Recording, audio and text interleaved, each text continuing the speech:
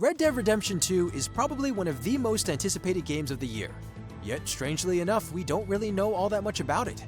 There have been a couple of trailers, a few interviews here and there, and a showcase of some gameplay, but other than that, we're pretty much in the dark. So, in this video, we thought we would talk about 10 of the things you probably missed from Red Dead Redemption 2's marketing so far. Legend has it, if you like this video, Rockstar Games and 2K Games will let you play Red Dead Redemption 2 on PC. So don't forget to like and subscribe. There's a very high chance that might happen. This time, now that it's not Fortnite. I'm just saying. Number 10.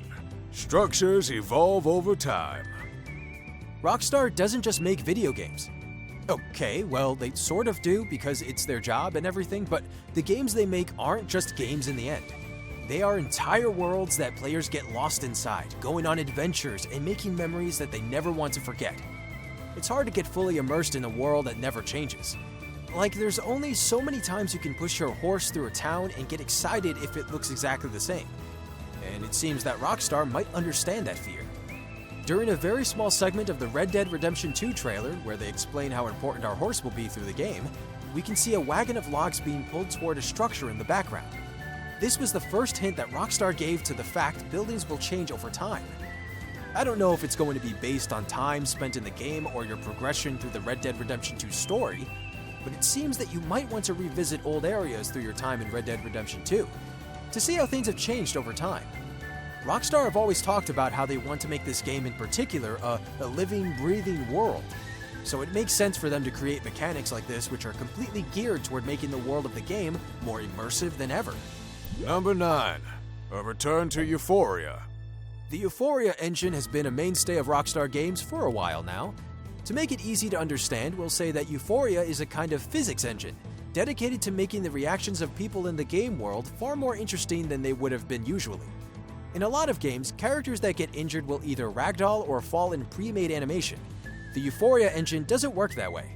Instead of doing something so simple, Euphoria uses a blend of animation, physics, gravity, and even more to generate realistic animations that are different every time based on where the person is and how they have been knocked down to the ground.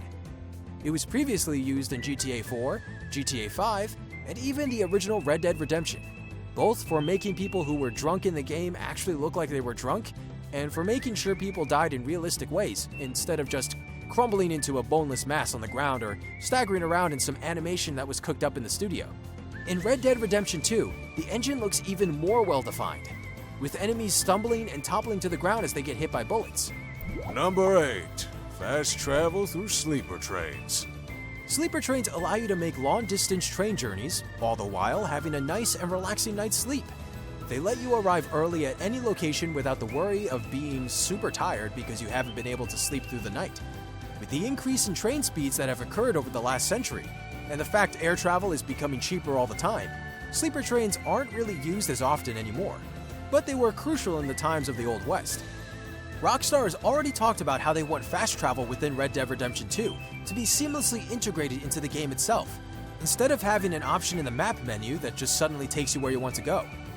They've already done this before in the GTA franchise, allowing you to fast travel through use of taxicabs if you wanted to use them. Of course, the Wild West didn't exactly have taxis, so a train is the next best thing. We've already seen sleeper trains in the trailers for the game. There was a train with Second Sleeper written on the side of it in one of the shots.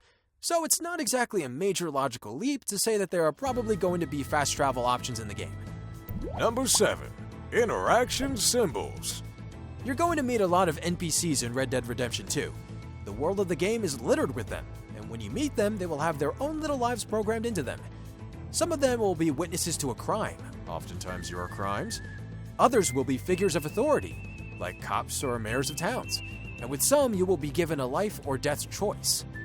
Luckily, you don't have to play some sort of guessing game to understand who is who and what their significance is.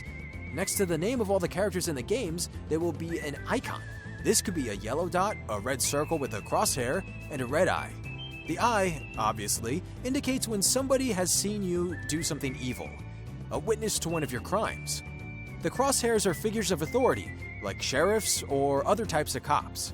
The yellow dot is the most interesting of them all, because we don't really know what it means yet.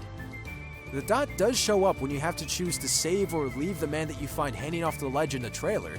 Perhaps it will be changed based on how you interact with the character, becoming green if the person favors you or red if you have somehow offended or made them angry.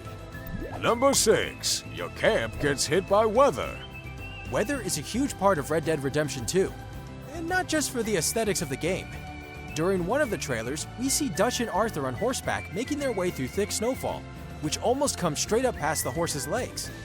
During their trek through the frozen wilderness of the Wild West, Dutch claims that they need to get people warm and fed, and it's said in a way that implies you're on the way to do just that. Who would Dutch, of all people, care about getting warm and fed? Well, more likely than not, it's gotta be his gang of outlaws in your camp. This builds up the expectation that with weather changing comes changing needs. If things get colder than usual, you'll need more food and fire to keep your criminal crew happy and alive. It'll be interesting to see if there are any other weather systems that affect the game this way, like extreme heat forcing you to collect water or forcing you to move to a more shady location. I'm sure that whatever the weather and camp mechanics are, they'll be pretty in-depth and well thought out. Number 5. Water no longer means death. If you ever played the original Red Dead Redemption, then you will know that one of the most annoying things for you to come across was a big area of water. There was no real way to traverse lakes and giant water basins other than grabbing your horse to gallop around, looking for a bridge, or slowly making your way around the perimeter of the area to get to the other side. It looks like things won't have to be that way in Red Dead Redemption 2. There are 2 times we see the main character of the game sailing out across open waters, once in a kayak and once in a fishing boat. It was always pretty annoying to have to go around bodies of water instead of being able to just boat or swim straight across them. So this is one change that I can definitely get behind. Whether we'll be able to swim or not is currently unknown, but it seems pretty silly that there would be boat travel without the ability to swim as well. Number 4. Celebrities of an era. Red Dead Redemption 2 takes place a few years before the Redemption game in 1899. In American history, this was a pivotal point, so it would be a pretty big missed opportunity if Rockstar were to forget about all the cool celebrities that were alive in the States at the time. Luckily, Rockstar seems to be paying special attention in the old-timey celebrities of the era, and are seemingly paying great attention to detail where they are concerned. In the trailers, we have already seen 2 celebrities show up. There's a guy with a camera that looks exactly like Charlton Watkins, who was a famous photographer that liked taking a lot of pictures of Yosemite Valley. There was also a character messing around with a pair of Tesla coils, and he looked a lot like Nikola Tesla, who actually moved to the States in 1884. Who knows what other celebrities Rockstar will dig up from the time period the game is set.